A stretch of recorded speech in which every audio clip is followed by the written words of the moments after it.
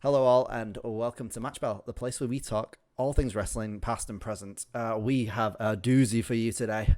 Mr. Ainsley has brought to the table the Royal Rumble 1997. 97.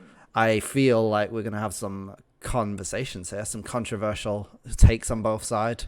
Yeah, it's going to be a tough one. I'll be guiding you through this maze of madness. My name is Stephen. Joining me today is obviously Ainsley. Alright. We've got Jonny over there. What up? Down here, just underneath me, that's Liam. Hello, it's me. That is you. And all the way over there in the little bottom corner, that one's Alex. Hey there. Hey there.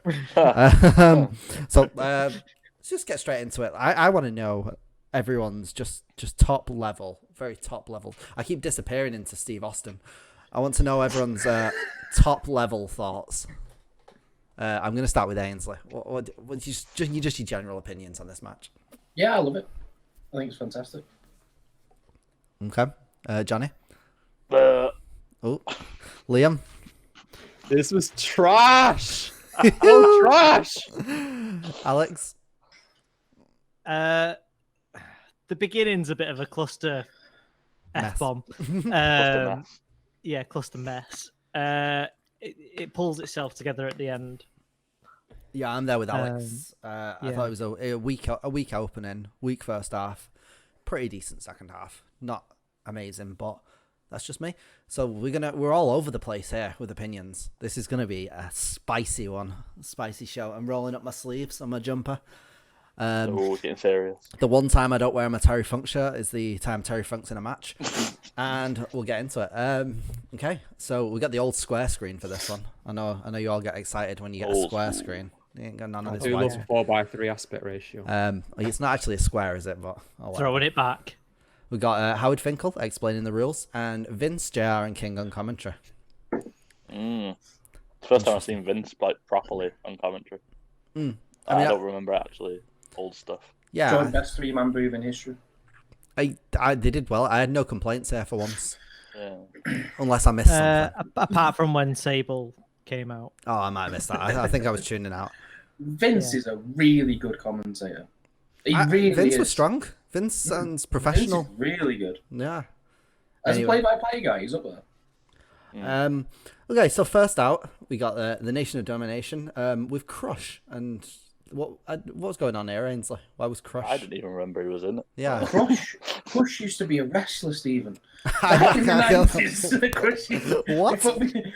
I mean, before we turn I back don't to- know what he'd be doing in the match if he wasn't a wrestler, Ainsley. What's he doing in the Nation of Domination, though? It was the first iteration of the Nation of Domination, and he was the heaven. Ooh, that flowed so nice. The first iteration of the Nation of Domination. Boom. He was the heavy in the that on a Nation of t-shirt. Domination. Oh, they have it. Okay, He was the man that Farouk used to throw in front of him when he couldn't be bothered fighting. fair enough. So out next was Ahmed Johnson, the big beefy boy who doesn't like the Nation, it seems. So yeah, one-on-one with Crush. I said here, this feels so old. It feels like the Attitude Era has not started yet. Because Yeah, it's not it was really. old. It was bad. It was sloppy looking. Ahmed Johnson's just absolute rubbish. But my God. They went in. I was expecting an explosive start. You know, at Rumble, they go at each other, and they were Yeah. just rest holding from the start and just rolling over with each other. Where's the excitement? It was the comment of they must be those new Speedo trunks. Yeah. And I was just like, right, I'm tuning out straight away.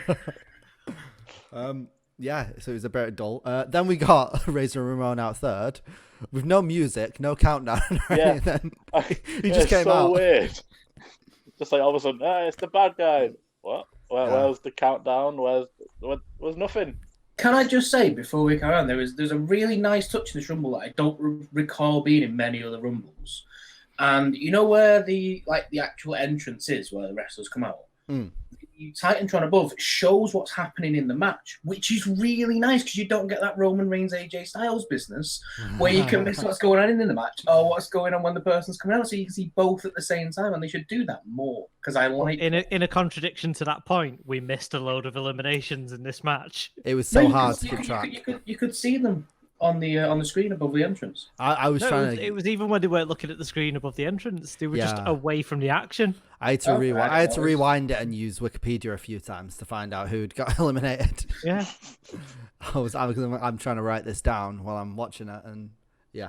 Anyway, where are we up to now? So, Razor comes out. What do you think of him here? Yeah, Yeah. no, it was brief for such a big star. For someone as big as Scott Hall, it was it was a brief cameo. Does everyone else reckon? Looked like he lost a bit of weight and a bit of height. Yeah, it looked like, And a bit of it looked like skin a discount version of Scott Hall. I wonder why it looks like that. Uh, Oh god! All right, so let's not pretend that we're idiots for the internet. So yeah, third out is the fake Razor Ramon. And then what happens next? Yeah, so he gets thrown out pretty much straight away by Ahmed Johnson, and we were back to Ahmed and Crush just cuddling in the ring. 1-on-1. Yeah. Great match. So then, Johnson and Crow. yeah, and then Ahmed Johnson just steps over the top rope and runs away to chase Farouk, and that was it. He was eliminated. This was literally the dumbest string of events I've ever seen. Yeah. Like we got Crush out to start off. Yay, Crush! Woohoo! What a great way to start the Rumble. And we get Ahmed Johnson, the gibbering idiot that he is, coming out next. And then we've got bloody Razor Ramon comes out. Does nothing. We're gonna get his mate Petrol turning up later. Like, what's the point? Oh my god, it was a waste of time. This. At least Petrol went for like 20 minutes or so. Oh, yeah. Gasoline. He's used to gasoline, isn't he? So Anyway, so yeah, he just walks out the. I mean, he could have gone under the rope. He could have gone in the middle rope, but he decides, no, I'm going to put extra effort in to step over the top rope. yeah, but let's be honest. Ahmed Johnson is not the brightest spark in the box, is he? Clearly. So we get fourth out a classic that is Phineas Godwin. Oh yeah, The my Godwins, favourite. man. Well, you can't. Come on, it's the Godwins. Let's not have all this recency bias. It's not even recency. It's just like, of all the people, the first four is Crush, Ahmed Johnson, a fake Razor Ramon, and then Phineas Godwin. some. Yeah, To be fair, one of the biggest rivalries at this time and in this pay-per-view earlier in the night was Ahmed Johnson versus the Nation of Domination. So Yeah. at the time, it was a genuinely hot match. you can see it as a big story thing, but They didn't go out in the ring, though. yeah, They just cuddled. no, That is he true. ran away. Cuddled and then ran away. When you've got two big meaty men doing mat wrestling on the floor, Why are they not and it's not slapping even me? To be fair, not even proper mat Crush is, wrestling. They're just lying on top of each other. Crush is a legitimately good in-ring wrestler. It Ahmed doesn't Johnson seem just bad. kind of brings everything down around. Yeah, well, I'd spent the morning watching some UFC, so it was probably like coming from watching actual proper mat wrestling to watching that. Watching Ahmed Johnson trying to be technical. It's I like was the like, water oh, to Vinto, God. isn't it? So yeah, It's like just the dilution of Ahmed Johnson entering a ring. so yeah, when Phineas Godwin comes down, he slowly wrestles with people. There's no urgency here. There's no one wanting to actually do anything. Fifth out is Stone Cold Steve Austin. Yeah, finally a name. Yeah, then he walks to the ring and Phineas Godwin takes him out, just destroys him, and then Steve's just on the floor. Yeah, that's because the Muppet tied himself up in his own bloody Did, vest. I know, he couldn't get out of his vest. It I'm was like, a what are core. you doing, you idiot? You just handcuffed yourself in your own vest. Take it off first, you absolute banana. So then Stone Cold comes off the middle rope to hit them God. both. Oh, Phineas, so mad this Unbelievable. rumble. Fueled We by did have to rage. wait for John Cena to arrive on the team to revolutionise like getting undressed. Taking off your clothes. Yeah. Anyway, let's move on. So yeah, Stone Cold comes off the rope, hits them both. Phineas decides to throw out Crush, and then Steve Austin hits Phineas with a stunner and throws him out. So now it's just Austin in the ring. Was this when he got up on the corner? Like Yeah, the he did backdrop that. Of your thing? There. Because that No, was a good. he- I was like, Wasn't that later on? Didn't he do? Oh, yeah, maybe. Oh, he did did. the press ups first. No, he does that after the next elimination. Or is it the next elimination? Just the Yeah. press-ups? So now sixth out is Bart Gunn. So Bart hits Austin with a really terrible standing leg drop thing. Where he tries to get his leg over his head, but he misses, and he just. Oh yeah, they proper fail. Yeah. Austin then tries to throw Bart up, and Bart messes the elimination up and gets tangled up in the rope, and then Austin finally gets him out. And Bart had two things to do, and he messed both of them up. Then Was Bart Gunn the one that was part of the like the Fight Club? Oh yeah. He won Brawl for All. Yeah, Brawl for All. yeah. You can't talk about that, Liam. Remember the first rule. Of Brawl for All. Yeah, all right. Don't talk about Brawl for All. Don't talk about Brawl for All. First rule of Raw Underground is don't talk about Raw Underground. Sorry. So yeah, this is where he does push-ups and sits on the top rope, like in my background. Nice little tarn. You can see that, yeah, like as Ainsley's mentioned off camera before this. This is the building of Stone Cold. This is before he was really big, and this is getting him over, making him look, and he's building the character and stuff. It's after the King of the Ring speech. Just after King of the Ring. Yeah. Seventh out is Jake the Snake Roberts, and I got a bit excited for the first time. As well. Yeah. And then you remember it was 1997. Yeah, it's 97. Yeah. So he comes in, he chucks the snake in the bag at him. Austin dodges that. That classic bit of WWF offense. Yeah. Snakes. And then the ref crawls in the ring and gets the snake out. So Jake took control there. He had him by the arm and was just doing a few moves. And then we got British Bulldog next. As he's coming out, Austin throws Jake over the top rope for elimination. And then Davey Boy starts beating on Austin as well. So now, yeah, we're down to 2 again. No thoughts on Bulldog? Bulldog's great. Yeah, pretty good. Yeah. Yeah, Bulldog looked good. Especially Mid-90s Bulldogs. Mid-90s Bulldog's my favourite Bulldog. I do like Although he it. did look like his arms were very polygon. Like, I just saw like one of his muscles and his arms like Like, It wasn't real. diagonal. He He's looked got like, those 1990s graphics, aren't they? Yeah. like he was born on a Nintendo 64. It was. It was that era. Yeah. So ninth out is Pieroth.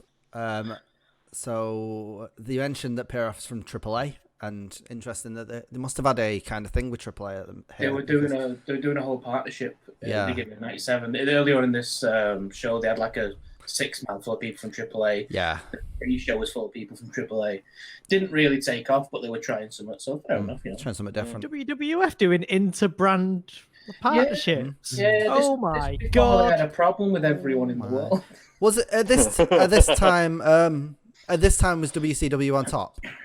Yeah. Yeah. So Yeah, they this is post NWO starting up. This is Yeah. like So- WCW fighting. yeah. So WWF are really struggling here at this point, and they're trying to do anything to. ratings wise, yeah, they were building, weren't they? They were building. a You whole could thing. see Yeah. the whole crop of new stars in here with Rocky and Stone Cold, and Yeah, like- it was. Considering everyone always like beats on them for not like trying to build new stars. Look at what the people they built from this time. Yeah. Look at the people in this match. Look at the stars that got built, the biggest of all time.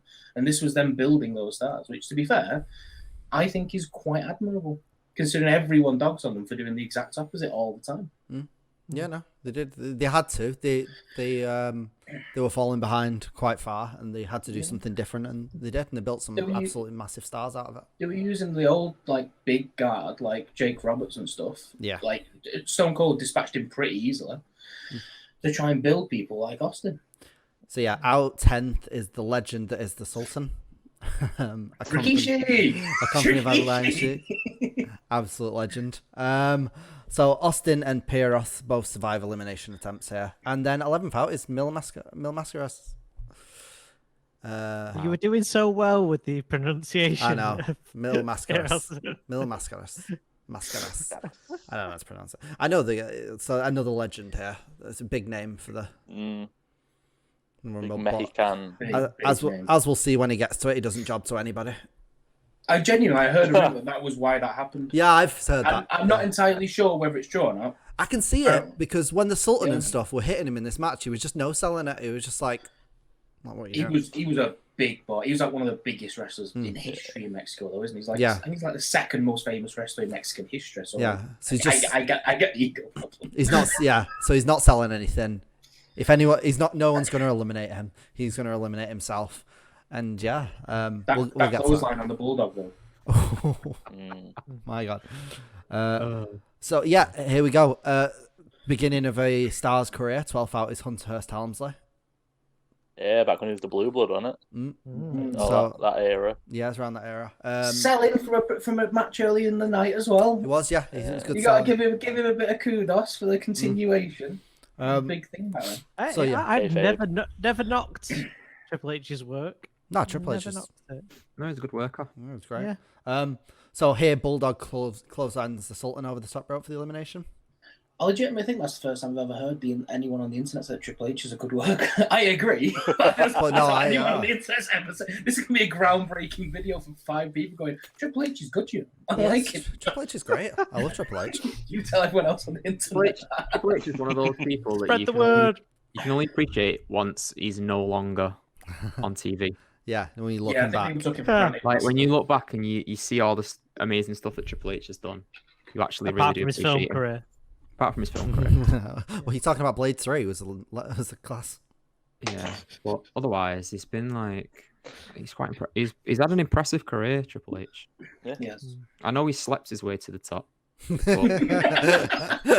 Still impressive. Anyway, let's move on from that. 13th out is my man, the best wrestler in the Hart family, Owen Hart, with his Slammy Award coming down. Absolute legend. So at this point, Owen and Bulldog are kind of working together and to eliminate Austin, and then Owen throws out Bulldog, and he says it's an accident. He was supposed to. He put me out. He put me out. And, he put me out. Oh, great! I loved it. So yeah, 14. Where was Bulldog from? I never remember. Just near Wigan. He's from Garforth or something. I think it's called. Just Wigan, outside. it's fine. Yeah, Yeah, Lancashire. Lancashire, proper Lancashire lad. I think he's built. I think he's builded from. Where's he built? Somewhere in Yorkshire. I can't remember. He gets built from Leeds, maybe. I think it's Leeds he gets built from. Oh, okay. For no reason, because he's from Lancashire. But, Americans Not love even close. English geography, don't they? Well, I mean, fair play to him for not just going from London or just from Yeah. England. To be fair, yeah. Well, that's the thing. Wade Barrett, that guy from Preston, is billed as from Manchester, isn't he? That's true. It's close enough to them. It is close, but you could say They Preston. eventually build him from Preston, though. Oh, did they? Yeah, they did. Yeah. Oh, okay. Well, 14th out is Goldust, and we got a little bit of a rivalry here with Hunthurst Helmsley from earlier in the night. Yeah. So I've put some wrestling happens. Looks a bit podgy, doesn't it? He's not in the best shape at this point, but it's still Goldust, legend, absolute Still top tier. workhorse. 15th out is Cibernetico. So the Rumble's starting to fill up a little bit here. I'm getting Cibernetico. I just a AAA guy, isn't he? Yeah, just a AAA guy. He was the youngest. On him, though. He was the youngest competitor in the Rumble. He was about Was he actually? 25 or Yeah. something. They Did said they it say? on they said, commentary. yeah. Said something like 25. 16th out is Mark Mero.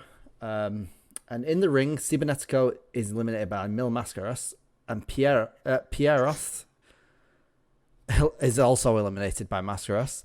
And then Mascaras, who doesn't want a job to anyone, climbs to the top rope and eliminates himself by diving onto them on the outside. He then tries to get back in the ring and gets angry when the rest I think he had a valid reason because he crawled onto the second rope, Yeah, he went through the second then row. got onto the top and jumped Yeah. out. So he didn't go over He the didn't. top rope, in my opinion. So He didn't even want to put the stipulation over, though, did he? No one goes over. He's the one that goes over. Right. So Goldust also clotheslines Hunthurst Helmsley for the elimination in the ring at this point, continuing that little feud going on, which is cute. Yeah, the Continental belt, was it? The IC title, yeah. 17th out is the one and only Latin Lover, also from AAA. Owen Hart then eliminates Goldust. That's Sean Connery. Goldust. Owen Hart eliminates Goldust by he just punches him on the back like that, and then he flips over the ring. I was like, okay. Type punch, doesn't it? Oh, This honestly looks right so far, from what I can recall from watching it an hour and a half ago. This Rumble literally looks like some sort of spoof of the 1997 Rumble. It literally feels like a Team 4-star dub. Like it's just so bad. every part of it is just, oh my god, I can't.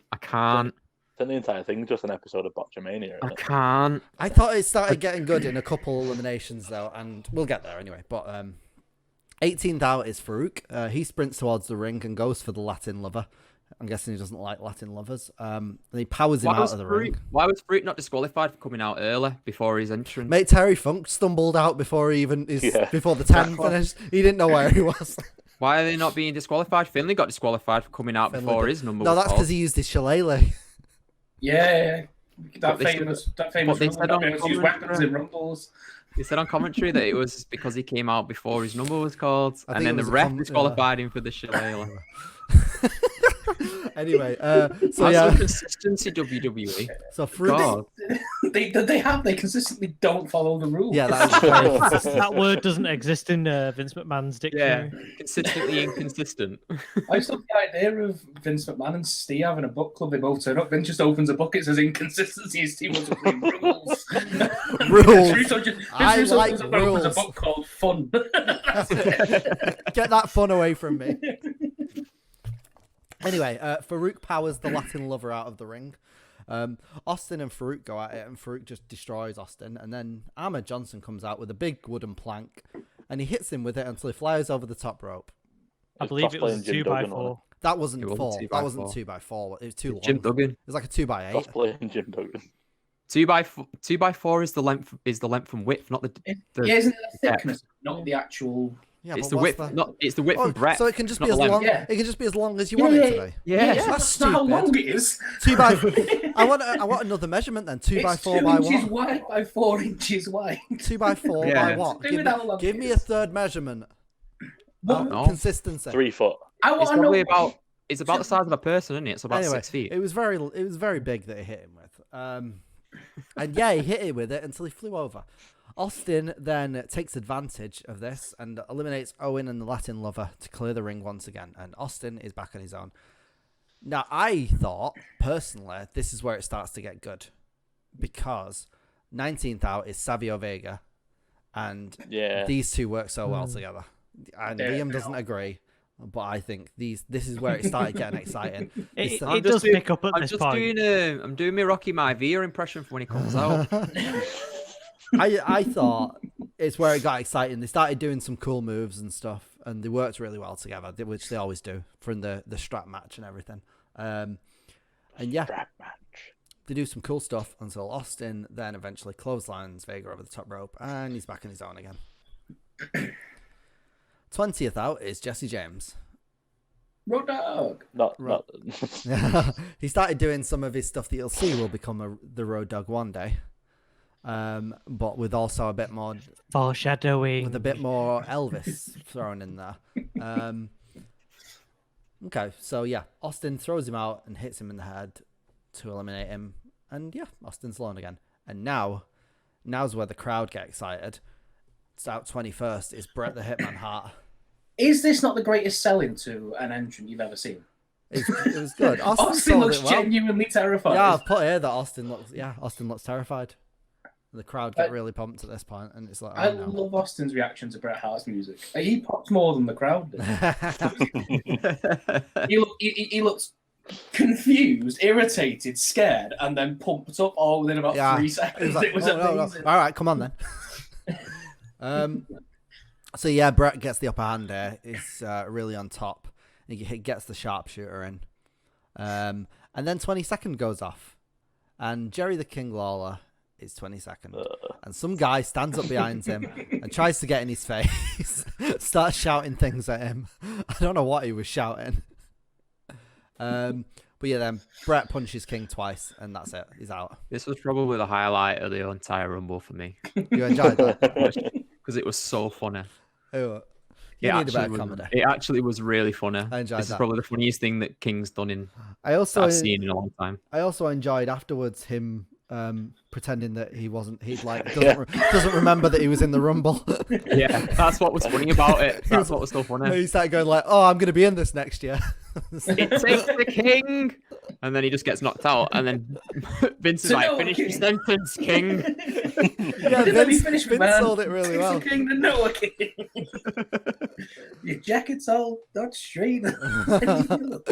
Yeah, it works We're in really there well. long enough to finish a sentence. Yeah, I I thought just this love the was way Vince is just treated him like a child. I was like, "Put your jacket on properly. Come on, Jared. Sort yourself out. Get your headset on. Here we go. We're doing a job." So, out 23rd is the man himself, Kane, or as we call him, Petrol. Dr. Isaac Yankum. Sir Isaac, yeah, Dr. Isaac Yankum, DDS. He was there as fake Diesel. And Petrol. that happened. They did some moves. To be fair, he actually looked really good. He looked much better than the Bad Razor. Kane always looks good though. Kane's quality. Is he or does Kane do Diesel's moveset better than Kevin? I think he probably does. Yeah. They didn't tear his quad, did it? Yeah, I was going to say that's because Kevin. No, I love you, Kev. I love you, Kev. All the time. Take good care of those quads, Kev. I love Kev. After your knees, buddy. 24th out. The 24th out is Terry Funk. He comes out way before the countdown finishes. He looks a bit drunk. He's not with it. Like Terry Funk is no. not okay. Like he's not okay during this match. No, he goes for a pile driver on Brett, but just kind of collapses. Yeah. It looked scary. I was terrified. I kind of winced a bit. Yeah. Like, oh, this is gross. I think he was under the influence of a number of concoctions. Yeah. Knowing Funk in the 90s as well. He Yeah. wouldn't have been entirely sober by my reckoning. No, Probably took a bunch of painkillers before he went out. Probably that as well. Mixture of painkillers, alcohol, all drug, everything. Yeah, probably. Anyway, 25th out is Rocky Mayavir. So a very new Rocky Mayavir to the company. Bringing all the charisma to the ring. Look how happy he is. Look at that smile. He's got that Cody Rhodes baby face. Oh yeah, he's got Liam's face. He's got the Cody Rhodes energy. Oh god. So yeah, he goes at it with Austin, a foreshadowing what will happen in a few years. 26th out is one of my favorite versions of Mankind. Mankind. It is my favorite. Mankind. Everyone are on the same wavelength. Come on, there's different versions of Mankind. This one, the one that sits in the corner and rocks and does all the creepy promos and stuff. Not the guy in the white vest that has Who white- goes around the fucking white babies shirt. and shaking pensions. Alistair Black. Yeah, exactly. Not Alistair Black. We're talking about the brown attire Mankind. Is this the Mankind with carpal tunnel? Because his hands are always like that. Yeah. The one whose theme tune was called Schizophrenic, despite the fact that he wasn't. And his gimmick was never that. Yeah. But whose theme tune was called that anyway. Because, Jim Johnson got a bit giddy that day. I think WWE's have a really good grip on, everything in reality. God. It's a cracking entrance theme though. Yeah, it's so good. So Mankind goes out with Terry Funk, absolute classic. I know, no matter how messed up Terry Funk is, Mankind can get him working normal because those two just have such a history together. And then I put here, Austin does I don't know if you saw it, it was off in the corner, but Austin did a beautiful suplex on Brett. Really I nice. missed it. Yeah, I think you really just captured it. smooth. Yeah. So yeah, 27th out is another newcomer. It's Flash Funk, or who you may better know as Too Cold Scorpio. Flash. Flash Funk. No relation to Terry, obviously. No. Yeah. They mentioned that a few times. As I they think. Yeah. Yeah, did you know? Did you know that Flash Funk What? is no relation to Terry Funk? Did you know? No, but I did know that Terry Funk spent most of the time wrestling with Mankind, who he lives down the road from Tommy Dreamer. Did you know that? Every single time. It was nice of Flash Funk to eventually donate his wrestling gear to Shinsuke Nakamura down the line as well.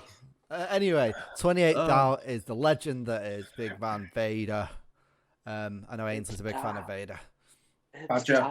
Badger. Good old It's Badger. a joke. Inside Only joke. me and you. Yeah, we've only ever kept it between me and you. Good old Badger. That's a joke from me and Steve's text about 10 years and ago. it was about 10 years ago now.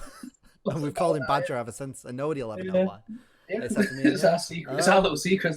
Oh, we got that. So yeah, he goes around destroying everyone as Mankind sat in the corner rocking. Like rocking, like Yeah, like yeah. just moshing. Just pulled a pair of headphones out. Yeah, he's just A rocking in the corner. Walkman. Putting Megadeth albums out. and repeat. Yeah. 29th. This is where Liam was a bit down on the Rumble at this point, but this is where it kicks back up to him and he gets really excited when Henry Godwin comes in. Yeah, good old HOG. Look at the joy on Liam's face. Good old Henry O. Godwin. So for some reason him. at this point, his entrance music was louder than anything else on the show, and we couldn't hear what the commentators were saying. Hey, like I'm sure they've gone back through these classic videos and just like digitally added, updated theme music for him. It sounded on top. That got piped in so clean and like Everything else louder than anything else. I used to have the VHS of this Rumble, and I can guarantee it was that loud then as well. Oh, really? Really? Yeah, I used to have the VHS. It was so loud. Maybe they just held the sound mic up to the speakers. Yeah. Just like, yeah, there you go, guys. Like she said, Jim Johnson just got a bit excited around this time. He did, yeah, Jim He Johnson. used to come to work and just buzzed off his head. Just going, it'd be really funny. No, Vince can't do anything. He's on commentary. Let's wind him up. That's 14-year-old intern Kevin Dunn not knowing how to hold the microphone. Oh my god. So yeah, Pouncing on his teeth. so the ring's really filled up again here, and you know what happens. It all kicks off. It all kicks off. It all kicks off. The final entrant, number 30, is The Undertaker. The crowd go wild. The lights go off, so nobody in the ring can do anything. Everyone have a 5-minute rest. He came down really quick. The young Undertaker gets to the ring really quick. Younger Taker. Younger Taker. Yeah, that's great. So he starts. Brilliant. Right. So he starts punching and choke slamming everyone. Takes them all out. So then here we go. Everyone's in the ring now. We start getting some eliminations. Vader catches Too Cold Scorpio because it's a better name than Flash Funk. And he throws him over his head out the ring for the elimination. Taker catches Henry Godwin by the neck and throws him over the top for the elimination. Mankind gets Rocky in the mandible claw and he dumps him over for the elimination. Mankind and Funk are still going at it as usual. Mankind clotheslines him and himself and Funk over the top rope. Funk gets back in the ring, but Mankind reverses Funk's suplex to eliminate him. Taker then eliminates Mankind, and Mankind and Funk start fighting outside of the ring. The refs try and stop it, and they miss. The Bret Hart throws Austin over the top rope, and they miss that. He gets back in. He's not eliminated. A glorious pop, by the way. Got a big The pop. crowd went mental for that elimination. Yeah, they did, and then they were like, "Oh, it wasn't elimination." Oh, I mean, it's not the first time Brett's been screwed by Vince, really, is it? By Brett. No. I know. Yeah, he was Brett's wrong. The referees didn't screw Brett. Brett screwed Brett. Brett screwed Brett. So Austin gets back in. Hot take. Austin gets back in the ring. He dumps Vader and Undertaker out to eliminate them both. Brett eliminates Diesel or Kane, and then Austin finally gets the elimination on Brett for the win.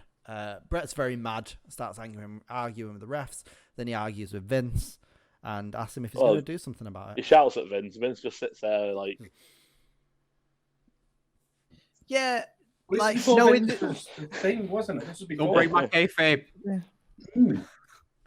yeah, just knowing the whole history with it and stuff. Was this before the Montreal Screwjob? Yeah. Well, yeah, Brett didn't work. That's good. Yeah. Yes. Brett left. So for this is WCW.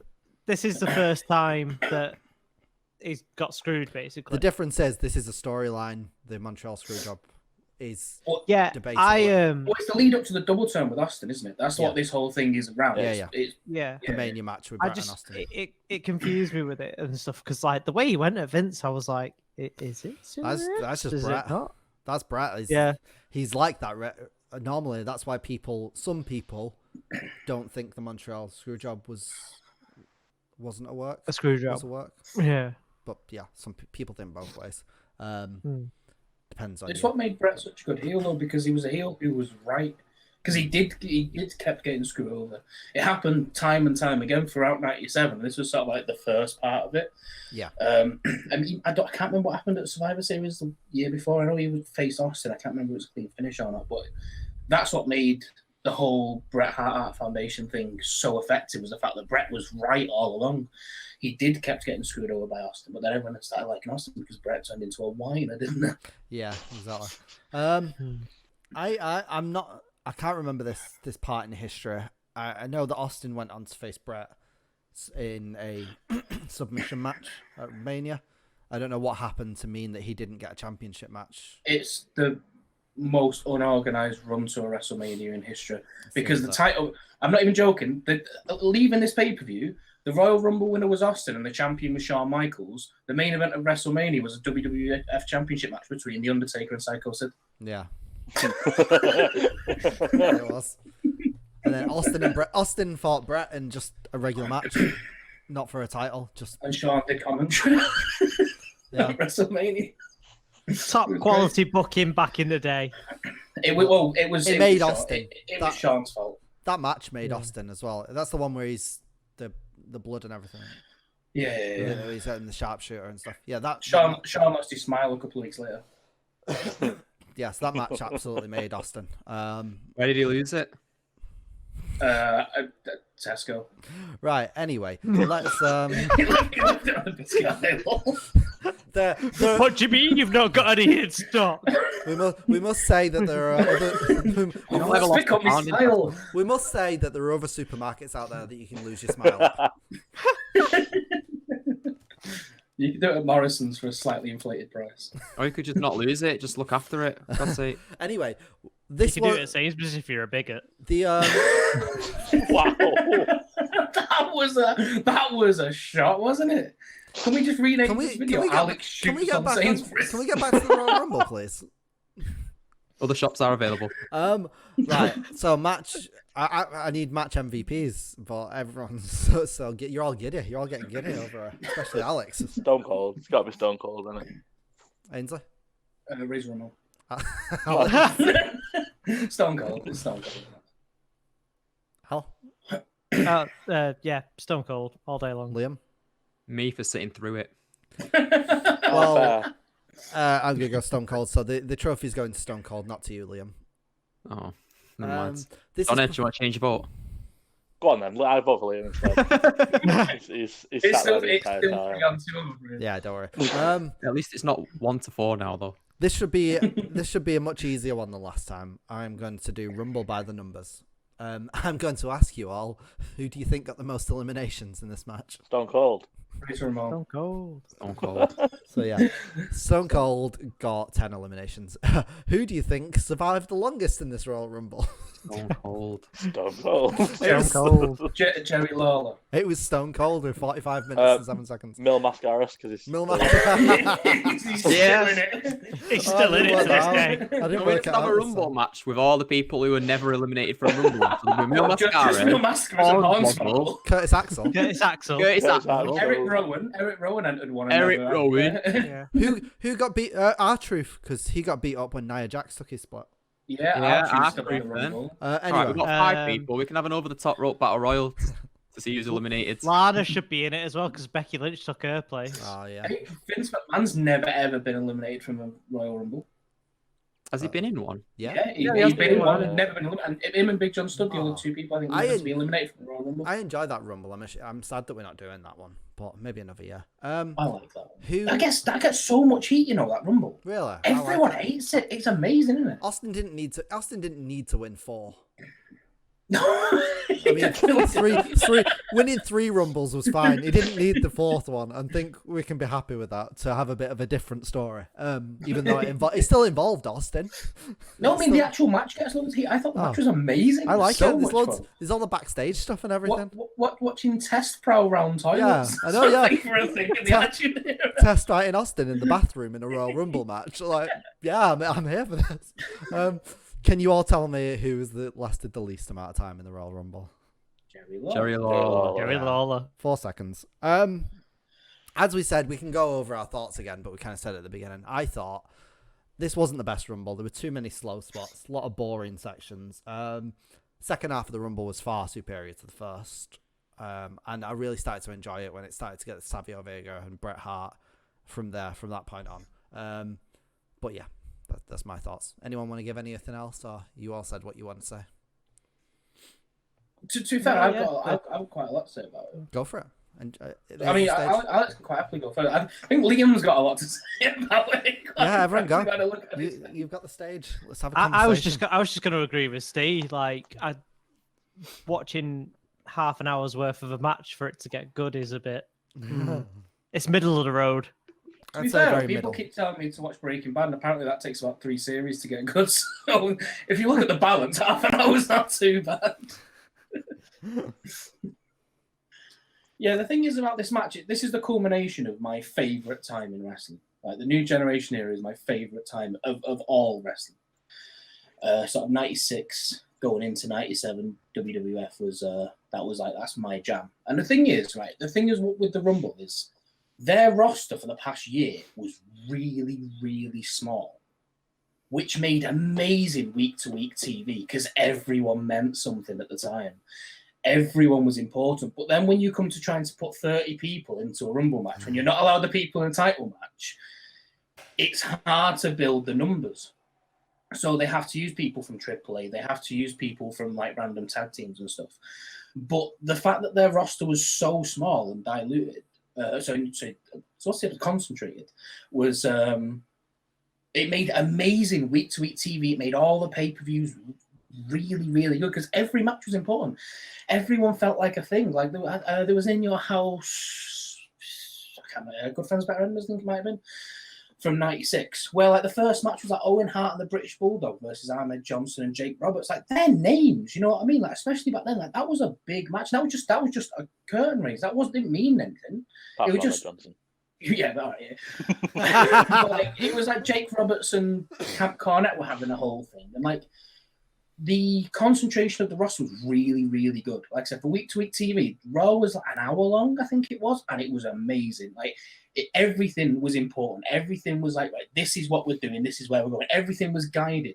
And if you compare that to now, it's like they've got like 300 wrestlers, and like so many of them just mean nothing.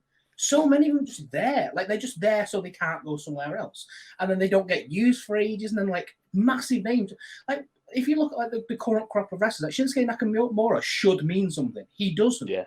Like Sami Zayn should mean something. He doesn't, because there's so many people that need TV time. Aleister Black should mean something. He doesn't. There's so many of them, like time and time again, where they don't mean anything. But at this time in '96, I know it gets a hard time because of like the gimmicks and stuff like that.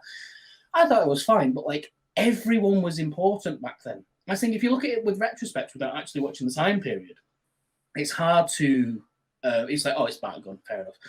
Batgun was a thing because the tag team division meant something, because there was only about 4 tag teams, but they were all important because of it. Like every single person, apart from the AAA guys who were just there because they were trying to do some cross motion, which didn't really work, to be fair. Like everyone on the roster was important because they were built up over the last year, and everyone had wins. Everyone had something going for them. So for that reason alone, like it was hard to pick a Rumble winner at the time because anyone could feasibly win. There were so many names in there that could have won it.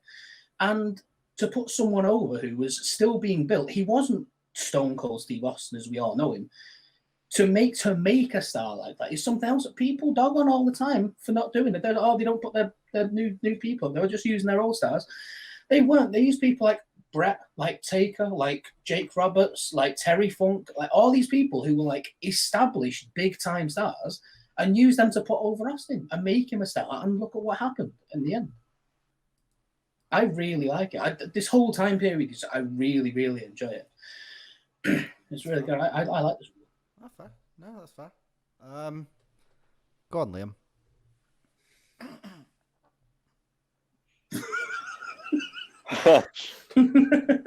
He's building up to it. Right. So, this is before my time. Well, you weren't born yet. I was born. Shut up, you. That's easy for Steve to say. Yeah, Steve was already at like adult age by this point. He'd already had 3 degrees and 2 divorces by then. Wow. Yeah. That's fair. That's very fair. Right, settle down, Grandad. I'm not saying anything. Is this like Liam's like Rocky Mayavir and me and Steve like Terry Funk and Mick Foley just going at it? Liam's got like new boy energy. Oh, Cody Rhodes energy down here. I'm fresh faced. I've got my knees out and I'm ready to go. Right. Yeah, it was just this was the era of like crappy gimmicks and like I don't know. It doesn't connect. I don't connect with it because it's not the era that I started watching. It's not the era that I grew up with. It was a boring match. The storytelling in the second half was fine, but the match quality itself was absolutely tragic. And I think I've seen better matches from the 2002 women. Boom. So, you know, I would literally rather watch a 15-woman battle royal from 2004 than watch that again. That's the harshest criticism. It was just... I literally could not enjoy this match. It got to the point where I was just phasing out. I had to watch the thing 3 times because I kept missing stuff that was going on because I wasn't paying attention. Because it just could not keep my attention. I was like, oh my God, when did when did they come in? And why is he there? And where's this person gone? Oh my God, I'm going to have to go back and find out again now. I have to go back, watch another 20 minutes again, realize that I've not paid attention again, go back. And I was just like, right, I'm clearly not enjoying this match, am I? If I have to spend like an hour and 50 minutes watching what is basically a 47-minute match. So, hooray, Austin, well done. Good on you for becoming a star, making yourself a name instead of becoming like an adjective or a verb. Well done, you're a noun. But Proper noun. Could have watched anything else and probably would have enjoyed it a lot more. We don't just discuss wrestling here. We give you an education. Do you did you prefer December to Dismember to this? Did I prefer December to Dismember to this? No. However, but I think death by drawing pins is better than Dismember to Dismember. I didn't prefer Dismember to this. However, I found it more enjoyable to watch because it was so bad that it was good.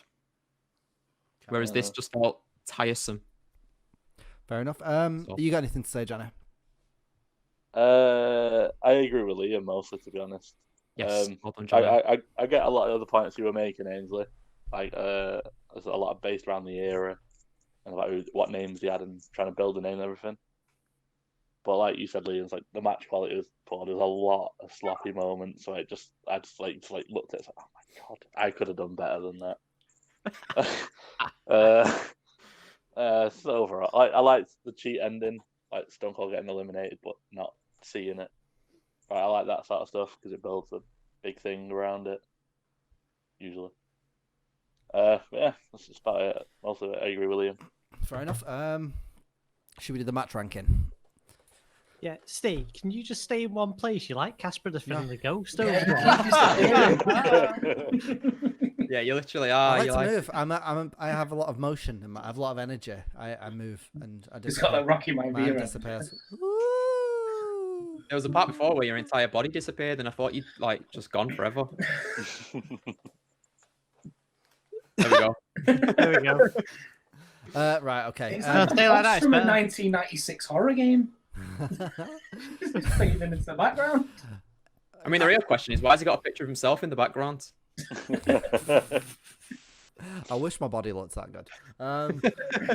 Right. Okay. Don't be modest, Steve. We know it does. Thank you. These arms. Look at him. Right, can you raise your hand if you think this match was better than the 2008 Royal Rumble? Keep your hand down, Ainsley. No, I genuinely think why? it was. Just I Ainsley. genuinely think it Okay, was. so the official rankings are as follows: Richard. Oh, can you put up a graphic? Do a graphic for me. Number 1 is the 2008 Royal Rumble, which was won by John Cena. Number 2 is the 1997 Royal Rumble, which was run by Stone Cold Steve Austin. Thank you. Okay, let's do the rigmarole. Let's say goodbye. Rigmarole. I said that word wrong. Rigmarole. So if you have got this far, then you're a legend, and I love you. And Congratulations. Congratulations. A lot of rants. Yeah, I'm so proud of you. It's probably just Ainsley's mum, but thank you for watching, Ainsley. we really appreciate you. Thanks. Cheers, We Mama really Bud. do. That's going to pop my household. Oh, good. If you listen really closely, you can hear his mum marking out in the other room. So give us a comment. Let us know what you thought of this match. Do you think this match is better than the 2008 one? Let me know. Give us a subscribe. Then you can see all our videos when they come up. You'll love it. YouTube will give us some algorithm points, and it'll do good for us. Get us Don't out to more forget, people. everyone. Don't forget, you're entitled to your own opinions, 100%. even if they're wrong. Even if it's wrong. Even if they're wrong. Oh, we didn't do what would Meltzer do. Meltzer gave it a 3-star. 3-star. I'm guessing it got a 3-star. Meltzer gave it a 3-star. I reckon it was better than I called your own match. Did I get it right? Yeah, sorry, yeah. You got it Oh, right. nice. Join us next time when we will be reviewing the first ever Women's Royal Rumble 2018. Maybe Richard will be back, maybe he won't. Let's see where that one goes. It'll be exciting to see. And goodbye, everyone. Woo, lad. Bye. Bye. Invisible hand.